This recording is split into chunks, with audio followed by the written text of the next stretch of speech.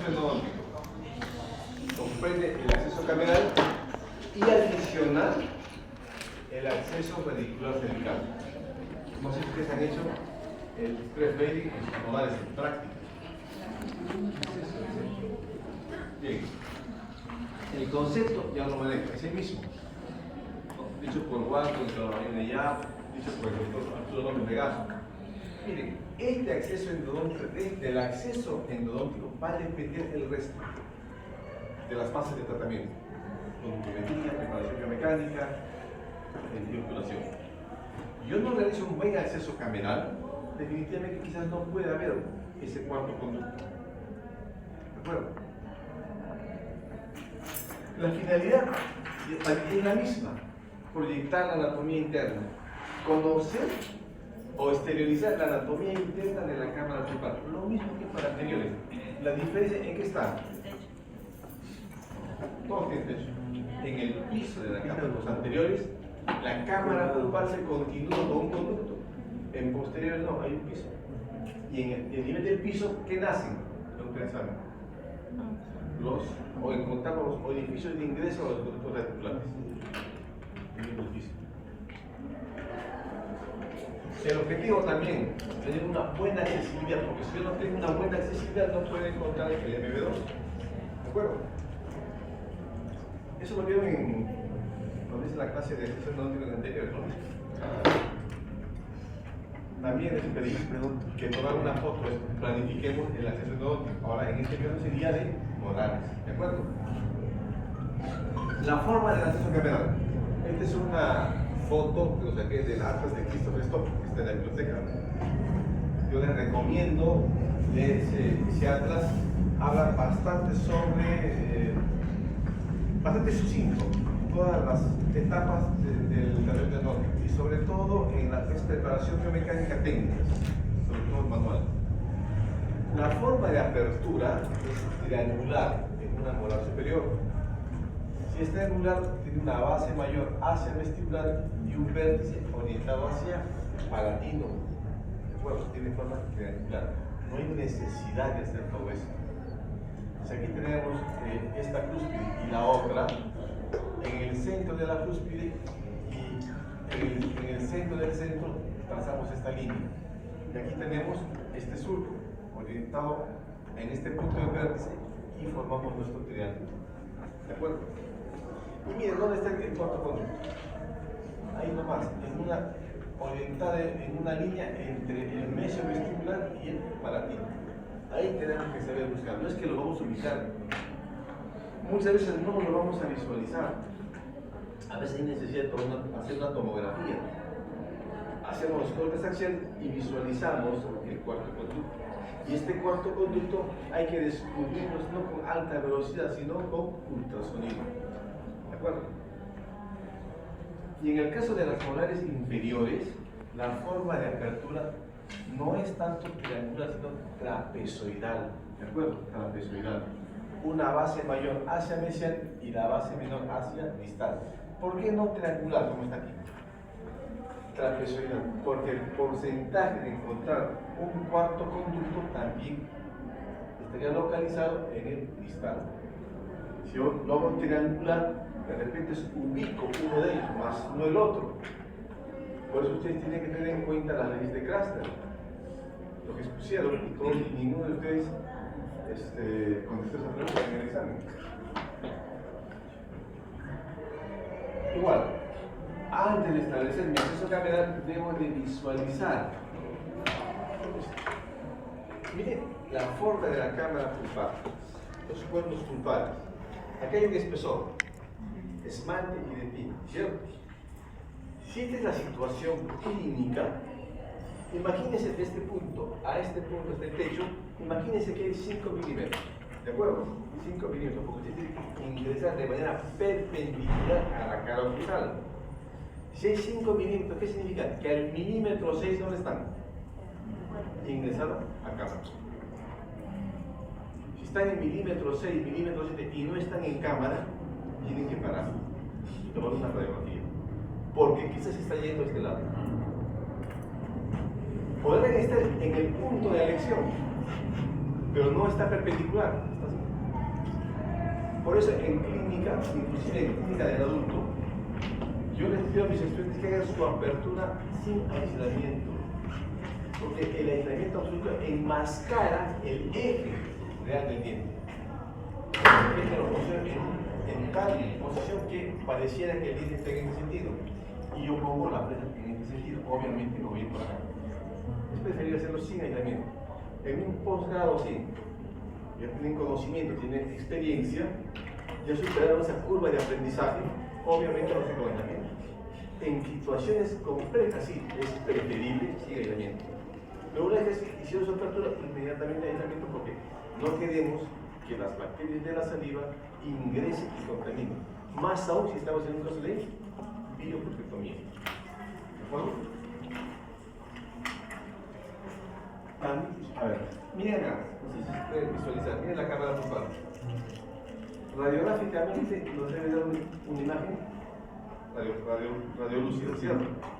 Pero vean, esa radiolucencia no se ve tanto así. ¿Por qué? Porque hay algo ahí, y puede ser esto: nódulos pulpares. Nódulos pulpares. Eso ya lo vimos en la clase de el complejo de nódulos pulpares. ¿Cómo es que se forman estos nódulos pulpares?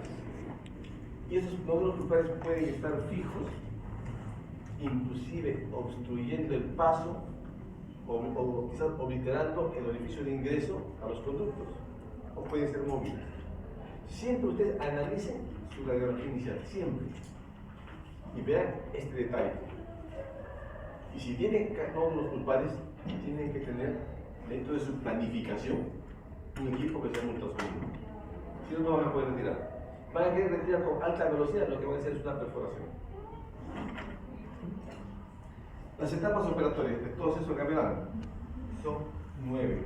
El protocolo de los 9 pasos, lo mismo que en anteriores. Entonces hacemos el estudio radiográfico previo de cámara y conductos radiculares. Aquí, en esta primera radiografía, ¿para qué nos sirvió? Para determinar el diagnóstico, conjuntamente de la mano con el estudio clínico, porque el diagnóstico que hacemos es clínico radiográfico. Determinar la oncometría aproximada para saber qué instrumentos en longitud voy a utilizar. Y después el estudio de cámara. Si hay un proceso carioso amplio, con proceso pulpar, número de raíces, curvaturas. ¿Es insuficiente? No sé si no estoy dando mis lentes. Puede ser.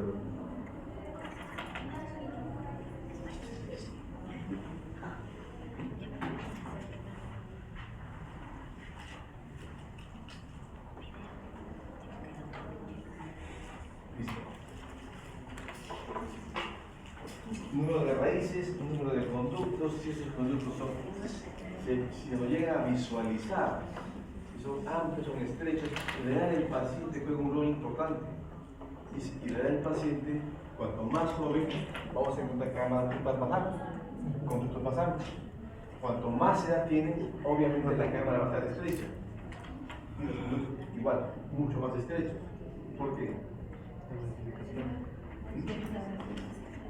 Hay formación de dentina. ¿Qué tipo de dentina? Secundaria. Te decía que si hubiera un proceso carioso, como un mecanismo de defensa, pero generalmente secundaria. Miren este caso. Miren la cámara pulpar, el espesor. Es bastante estrecho. Entonces yo tengo que planificar cómo voy a hacer mi apertura cameral. ¿De acuerdo? Utilizo una fresa redonda. Y las fresas redondas hay tamaños. Y siempre yo aconsejo utilizar una fresa redonda mediana. Eliminamos todo el proceso carioso y de repente encontramos algún cuerpo pulpar y a partir de ahí empezamos a levantar el techo cameral. ¿De acuerdo? Es muy distinto este caso. Miren, una cámara pulpar bastante amplia. Y cuando yo ingrese a la cámara pulpar, lo que voy a percibir es una sensación de caída al vacío. Aquí no voy a percibir eso. Ustedes solamente se quedaron, el doctor Campo dijo que debemos de percibir una sensación de caída al vacío. Ustedes siguen al pie de la letra, siguen. Y sintieron la caída al vacío, pues están perforados. En estos casos, con bastante cuidado, muy buena iluminación, levantando el pecho de a poco o con un ultrasonido. Hay puntas de fresas de ultrasonido redondas, de diamante, con prácticamente pueden ir levantando sin necesidad de estar cometiendo errores de procedimiento. Entonces, estudiar sobre todo la cámara pulpar. El siguiente paso es iniciar la apertura. Imagínense que este es el caso. Hay amalgama, hay espesor dentinario. Miren, la cámara pulpar y encima nódulos pulpares. Debo de incidir de manera perpendicular a la cara pulsada. ¿De acuerdo? Entonces hago la apertura cambiar. Remuevo la amalgama, remuevo dentina, siguiendo la forma de apertura. En este caso, trapezoidal. Empiezo a quitar la amalgama o la resina, sigo avanzando. A eso se refiere con apertura de la cavidad, no apertura de la cámara. Paso 2, apertura de la cavidad. Entonces es una cavidad, ¿de acuerdo? Y va a llegar un momento en que voy a encontrándome con los cuernos pulpares. No son los conductos, son los cuernos pulpares. Y a partir de ahí empiezo a levantar el pecho. Estas imágenes son del libro de Fernando Goldberg. Ingreso con una fresa redonda, que puede ser de diamante o multilaminada. Me voy a valer de la convexidad de esa fresa redonda, incidir sobre el pecho, barrera de tensión, y yo empiezo a levantar el pecho. Pendiente, en este caso, por el tamaño de la cámara pulpar, puedo yo percibir esa sensación de caída al vacío. Por eso su primera radiografía tiene que ser tomada con posicionador, ortoradial. El siguiente paso sería, mira, me valgo de la convexidad y empiezo a remover el pecho. En el paciente no van a verlo así, ni tampoco por más que se acerque, tampoco lo van a ver. Todo va a ser a través de la sensación táctil. Por eso la recomendación es que en práctica, imagino que ya se habrán entrenado y habrán visto nuestros pasos. Empiezo a remover el pecho. Miren, la convexidad de la fresa lo pongo a este nivel, siento retención y simplemente activo el alta velocidad y remuevo el pecho. Luego de que he removido el pecho, me quedan todas las paredes de manera irregular, cambio de fresa a una multilaminada de punta inactiva. Esta punta es broma. De tal manera que si toco de casualidad el piso no lo va a cortar. El piso no se debe de tocar. ¿De acuerdo? No se debe tocar. Entonces regularizo las paredes y a la vez que regularizo las paredes puedo hacer mi desgaste compensatorio. El desgaste compensatorio en molares, según la definición, es diferente al desgaste compensatorio en anteriores. ¿Y qué viene a ser ese desgaste compensatorio? No, es la remoción de las convexidades que existen en las paredes proximales de la cámara pulpar. Ahora van a ver un ejemplo. Miren esta pieza 4-7. Miren la cámara pulpar. Hay estas convexidades que refiero, ¿no? Entonces, ingreso, levanto el pecho, regularizo y a la vez elimino estas convexidades de las caras proximales. Eso viene a ser desgaste compensatorio. Y luego, el siguiente paso sería el enderezamiento de esta primera curvatura, eso es el preflading. Si yo no hubiera logrado hacer este desgaste compensatorio más el preflading, no hubiera podido terminar de esta forma. Muy complicado. ¿Puedes regresar a la carpeta anterior? Ahí. ¿Conmigo? También. Gracias. Bien. Entonces, repito. También. es la remoción de las complicidades de las caras proximales de la cámara pulpar. Recuerden, desgaste compensatorio a nivel de cámara. No se van a confundir o no vayan a confundirse con el interfacing, que mucha gente también llama o mal denomina desgaste compensatorio al preparo cervical. Entonces voy a remover estas convexidades de paredes paralelas, ¿no? Obviamente en su momento voy a ingresar a los conductos y esta primera curvatura me va a traer problemas y en su momento realizo el preparo cervical. Pero vamos todavía a ver lo que es acceso cameral. Visualizo la entrada a los conductos, exploro, localizo y luego aislamiento absoluto. El aislamiento absoluto es para hacer el cateterismo. Nunca se les ocurra colocar un instrumento dentro del conducto radicular sin aislamiento absoluto. Ustedes pueden pensar, no, el paciente está anestesiado, no va a sentir nada. Puede que sí, porque tienen que tomar en cuenta el tiempo. En clínica los chicos anestesian al paciente y recién empiezan a ordenar todo. Ya pasó media hora, 45 minutos. Y el efecto va pasando si es que no anestesiaron bien. Y si no anestesiaron bien, sobre todo los inferiores, y bien introducen un instrumento, el paciente está alrededor. Que se pueden asustar, ese instrumento, cuando esté techado, pueden soltar el instrumento y se puede ir a la boca, a la garganta. Se puede aspirar o se lo puede tragar.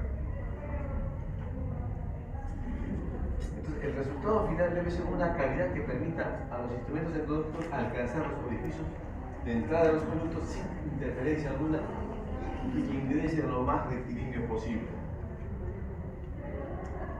Esto fue la pregunta de examen. Primera ley de la simetría de salud. Primera ley de la simetría. Generalmente esto es, no generalmente, está orientado a las molares inferiores. ¿Qué dice la primera ley? Los orificios de los conductos son equidistantes a una línea imaginaria que va de inicial hacia distal. Están equidistantes, están a la misma distancia. Adicional a ello, la segunda ley dice que estos orificios están de manera perpendicular a esa línea imaginaria. Entonces, si acá hay un conducto de la línea imaginaria que va de inicial hacia distal, debe haber otro acá. Si yo no voy hacia en este caso sería el distal, ¿no? Si acá hay uno, aquí debe haber otro. A diferencia de este, coloco por aquí y veo que este conducto está en el centro. Solamente se trata de un único conducto. Claro, que a la interna se puede dividir. Puede haber uno solo y después se puede dividir en dos. Por eso es relevante el uso de tomografía. Siempre, si van a hacer una endodoncia molares, una tomografía, acostúmbrense a una tomografía. Está bastante accesible.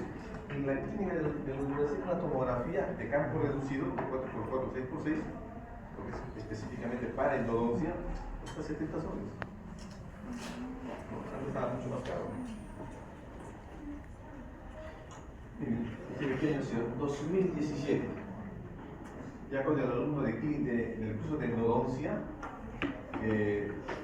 ya estaba con su paciente y este era su paciente. Miren cómo trabajaba. ¿Qué tenemos que hacer acá? Planificar. Miren el proceso que tiene. Igual, anestesia. Después de la anestesia, retiramos todo el proceso calloso. Después del proceso calloso, ¿de dónde están? Hicimos levantamiento de madre. Después, restauramos. Y después de la restauración, el acceso cameral. Por eso que en el curso de endodoncia ustedes tienen todo. También se restaura. Tienen las unidades, con sus turbinas y sus fresas, y lo que tienen que tener siempre es conocimiento. Ahora sí, ya estoy trabajando en un campo así, porque no debe haber bacterias producto del procarioso. Porque si yo dejo caries, hay bacterias. Y cada vez que yo coloque el instrumento endodóntico, por más estéril que esté, estoy llevando bacterias a la intimidad del conducto y sobre todo a la pulmonar.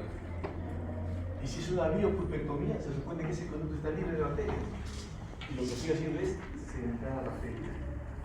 Eliminen todo el proceso, reconstruyan y recién, ¿no?, hagan su cateterismo y todo ello. Agujas endodónticas, nuestros clavos, que son las agujas hipodérmicas, no sean tacaños, compren agujas endodónticas. Recuerden que una vez que hemos culminado la preparación biomecánica, esta aguja, ¿hasta qué longitud debe ingresar? En promedio, ¿eh? No, una cosa, 2 milímetros antes de longitud de trabajo. ¿Sí? En este caso, esto también lo vimos ya semanas atrás. Se remueve todo ese pase pulpar y después reconstruimos todo el perímetro. ¿Por qué? Porque necesitamos aislamiento absoluto para iniciar nuestro tratamiento. Después de haber culminado el acceso capilar, el siguiente paso es hacer el prefading o el acceso radicular cervical. Por eso que están viendo estas imágenes así. La pregunta es si es relevante o no hacer ello. Van a escuchar de repente algunos conferencistas que dicen que no es tan necesario. O dicen que no es tan necesario porque ya en los sistemas que ellos utilizan, los sistemas mecanizados, de por sí, por la misma publicidad, ya está preparando el producto. Pero sí es necesario hacer previo a la conductometría el prefading. Miren estos casos, son casos clínicos. Entonces, lo que quiero mostrar acá es que cuando uno ve estos casos por estas curvaturas que tiene, la verdad que para uno es una situación un poquito estresante por la misma anatomía de las piezas dentarias, independientemente de la ubicación. Esta es una pieza 400, por ejemplo, bastante posterior. La apertura vertical tiene que ser tal que me permite usar los instrumentos. Entonces, hay una dificultad para trabajar en estos casos. Y más aún, miren, la anatomía que es mucho más compleja. Este es un trabajo de investigación que hicimos en el año 2000. Hicimos una impresión de los conductos radiculares con el doctor Marco Rojas, que era mi alumno en ese entonces. Y vean acá la raíz distal. Bueno, no la raíz, sino el conducto distal, bastante amplio. ¿Cierto? Bastante amplio. Entonces, los instrumentos no tienen este calibre y muchas veces no van a tocar las paredes. Por eso tengo que yo hacer movimientos de brushing, de pincelado. Y si es manual, más complicado todavía. Porque si es una instrumentación manual, los instrumentos son caseros, son más rígidos. Y miren las raíces mesiales. Miren estos istmos, cómo se comunica una raíz mesial con la otra mesial. Mesovestibular, mesolingual. Miren cómo se están comunicando. Y este es un estudio con diafragmización del doctor Hess hace muchos años. Miren, esta es una molar inferior. Esto es lo que realmente se encuentra en un conducto, en una molar superior. Por eso, nuevamente, hago énfasis.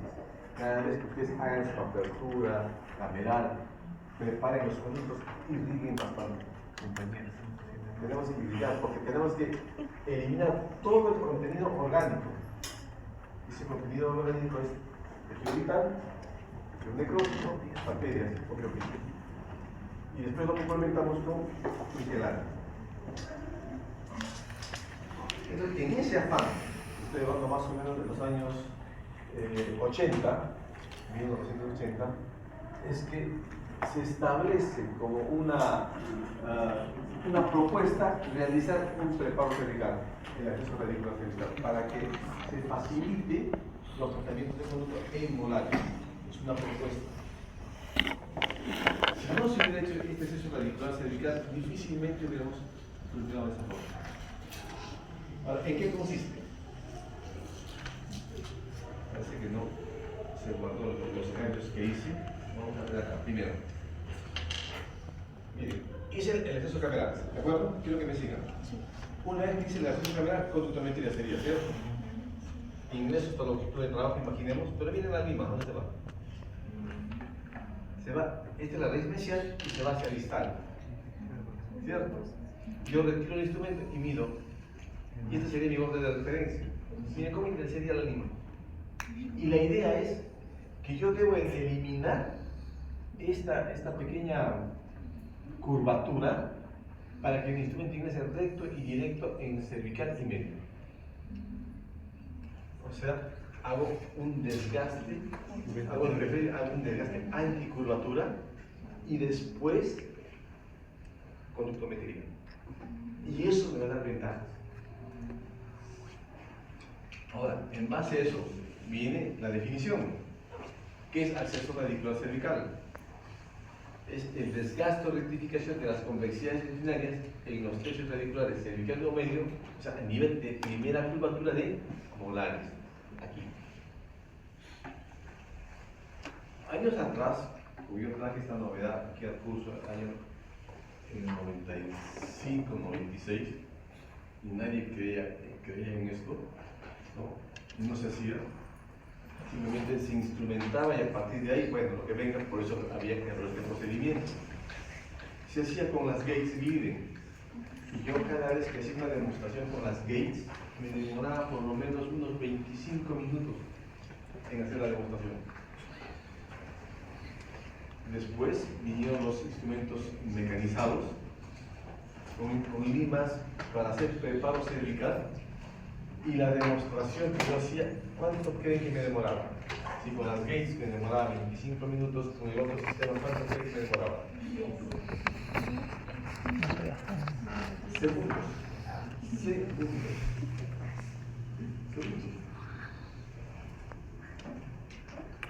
Entonces, en este caso, ¿qué estamos haciendo acá? Desgaste compensatorio. ¿Y aquí? Enderezar esta primera curvatura. ¿Y por qué? Miren el espesor del binario. Es mucho mayor, ¿cierto? Entonces puedo tranquilamente enderezar esa primera curvatura.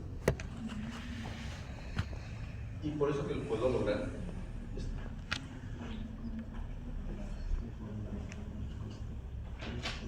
Miren este caso. Desgaste compensatorio. Eliminación de las convexidades de las caras proximales. Preferente, enderezamiento de la primera curvatura.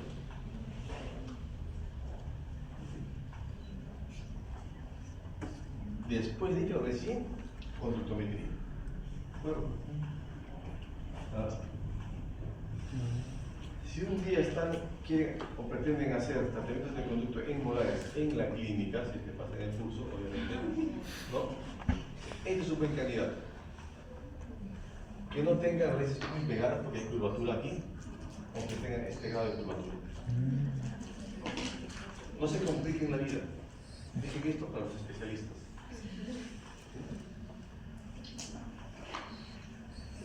Al inicio yo de la clase pregunté si era relevante o no hacerlo.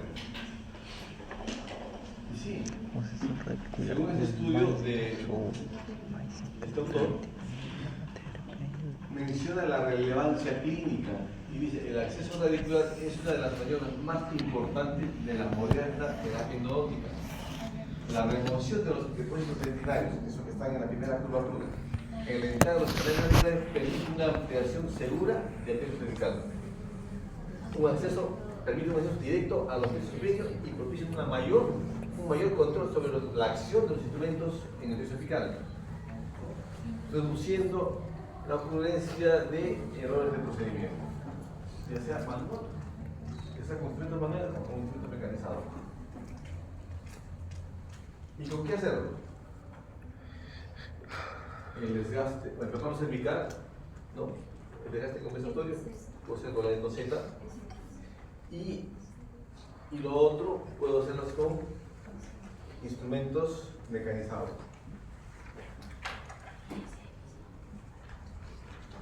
Hay una gran variedad de instrumentos mecanizados, sistemas de instrumentos mecanizados que tienen una lima específica para hacer preparo cervical.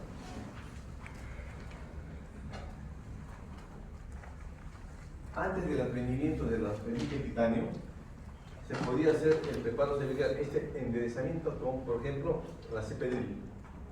es un solo instrumento que tiene los 6 diámetros de una gates. ¿De acuerdo? O también podemos hacer con las gates leading, en toda una secuencia. Hay muchas técnicas. O también con las LA Access, pero yo prefiero las LA Access para los conjuntos distales. Pero esto, como les repito, me tomaba mucho tiempo. Y el área de trabajo solamente era techo cervical. Y el techo cervical, doctores, los primeros 3 milímetros. Más allá, ya podemos tener una perforación en banda, un strip. Actualmente podemos usar del sistema M2 el 25.7, las Orifice Shaper de Profile, el Introfile 22.11, SX de ProTaper, es muy bueno, es un buen instrumento. Highflex también es muy bueno, el 25.12. De Race el 35.8, el 40.10 y también hay un 36. Y el área de trabajo no solamente es la porción cervical y media. Pero si aquí hay una curvatura, que no ingrese la punta del instrumento a la curvatura, solamente esta parte derecha. Ingresa el instrumento rotando y sale rotando. Y cuando sale rotando, tienen que traccionar hacia la zona contraria a la punta. Si están aquí, hacia distal. Si están en esta red, hacia mesial. Bastante sencillo. Miren, estas son las características de la SX. En la punta es un 19 de diámetro. Se va incrementando en 3.5 por cada milímetro. Y a la altura de los 9 milímetros se incrementa en 19%. Ahora un poquito sobre esta técnica y la literatura que avala esta técnica. Miren, año 1980, publicado en el Journal of the American Dental Association. Marwan Abu Ras, 1980, llama la atención a la comunidad odontológica en Nueva York, ¿no? Sobre esta técnica, y habla de 2 zonas, una zona de seguridad y una zona de peligro. Está fundamentando por qué podemos enderezar el conducto en el tercio cervical y en el tercio medio, sin que vulnere la resistencia a la fractura. Y él promueve la técnica de limado anticurvatura, que consiste en limar y hacer los mayores desgastes hacia la zona de seguridad. Este es un trabajo de investigación, una tesis de Irma, que hicieron en el año 2010, que hicieron conmigo, de Villarreal, donde para sintetizar en esta imagen, quiero que vean, aquí que hicimos desgaste, de aquí, desgaste anticurvatura, le voy a cortar la raíz acá, ¿de acuerdo? En la raíz mesial, esta modelo inferior. Y miren que encontramos los conductos, ¿cierto? Esto viene a ser sulca, esta parte de acá. Miren esta distancia, ¿cuál es mayor? Esta zona, ¿cierto? Entonces yo puedo hacer los mayores desgastes en esta área, de tal manera que puedo eliminar esa primera curvatura y por tanto el instrumento va a ingresar recto y directo al tercio medio, perdón, al tercio cervical y al tercio medio. Disculpe, si eso es una hora, Termina esta parte y después 5 minutos. Sí. Y otra parte, ¿virtual? Sí. No, para acá, entonces.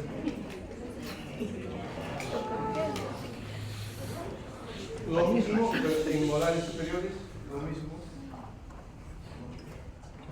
Y miren esta parte. Hice una caminata y voy a hacer conductometría. En la medida que voy ingresando, este instrumento se va estrechando. Perdón, yo voy percibiendo que el instrumento se va ajustando y se está ajustando aquí. Eso es lo que yo pienso. Hay un estudio que dice que el instrumento no se ajusta aquí, sino aquí arriba. ¿Cómo puede ser posible eso? Hicimos un trabajo de investigación, una tesis en Carvajal. Y miren, hago el corte, ¿de acuerdo? Está ajustado, hago un corte aquí. Miren lo que encuentro. Miren la lima. ¿Está ajustando acá? Está ajustando la lima. Entonces, qué importante es hacer este preparo cervical. Acá otro estudio donde dice si la lima después del preparo cervical, el diámetro de la lima coincide con el diámetro del orificio del conducto en apical. En el mismo estudio con Ingram, miren, los conductos pueden ser circulares, pueden ser ovales, pueden ser oval alargado, puede ser aplanado. Y miren la lima. No está, el diámetro de esta lima no coincide con el diámetro del conducto en apical. Miren la forma de los conductos. Muchas veces pensamos que es circular. El foramen puede ser circular, pero a 1 milímetro antes no. Por eso que tenemos que saber, aquí no va a llegar instrumentos, pero sí el integrante. Por eso que la obturación tiene que ser hermética y tridimensional, lo más compacto posible, y de la necesidad de que el cono maestro tenga que ser tupado. Si no, le dejo vacíos. Sí. Eso es con microscopía electrónica de barrido. Una vista mejor. Creo que ya terminé esta parte. Sí, vamos. Este es de un estudio de LIP, miren de qué año, 64. Que es en dientes necrosados, todo el conducto en la fosa cervical está con necrosis. Si yo introduzco el instrumento, estoy llevando bacterias hacia la región apical. Si hago previamente el preparo cervical, ¿qué estoy haciendo? Eliminando la mayor cantidad de bacterias y puedo irrigar y disminuir la carga bacteriana. Y rápidamente, las ventajas. Con eso termino. Mejora las condiciones de la preparación biomecánica por la remoción temprana, de estas interferencias. Permite mejorar el acceso al plexo medio y apical. Ofrece una conductividad más confiable y estable. Miren, este es mesial, si va hacia distal, después del preparo. ¿Cómo va? Me permite conservar la longitud de trabajo. Si esto mide acá 21 milímetros, aquí cuánto mediría? Igual, 21. No. Menos, ¿cierto?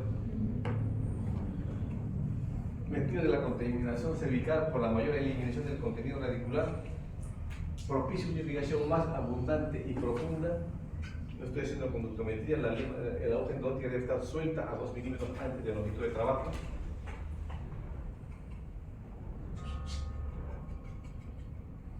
Permite determinar la lima apical inicial. La lima apical inicial, recuerda, es la lima de conductometría, la que está en la longitud de trabajo y con la que iniciamos la preparación biomecánica. Disminuye la intensidad de la curvatura y reduce la posibilidad de accidentes, obliteraciones, escalones, perforaciones. Da al clínico una mejor precisión táctil y control del instrumento en la zona apical por la remoción temprana de esas interferencias. Esta es una imagen del libro de Fernando Wolver. Crea condiciones favorables una vez que hemos culminado la preparación biomecánica para la obturación con cualquier técnica. Y esta es la síntesis del acceso radicular cervical. Y lo mismo, ¿no? El resultado es una cavidad que permita a los instrumentos endodónticos alcanzar los orificios, ¿no?, de entrada a los conductos sin interferencia alguna y lo más definitivamente posible.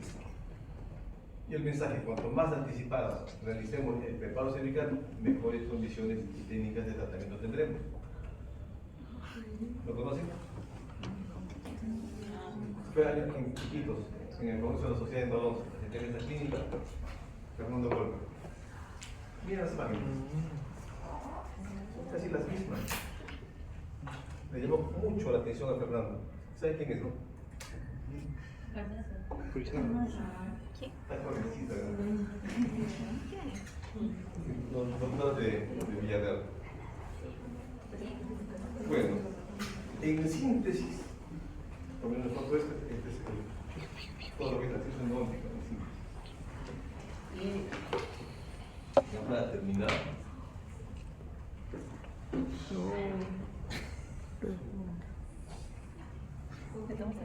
el doctor Arturo López Vegaso, que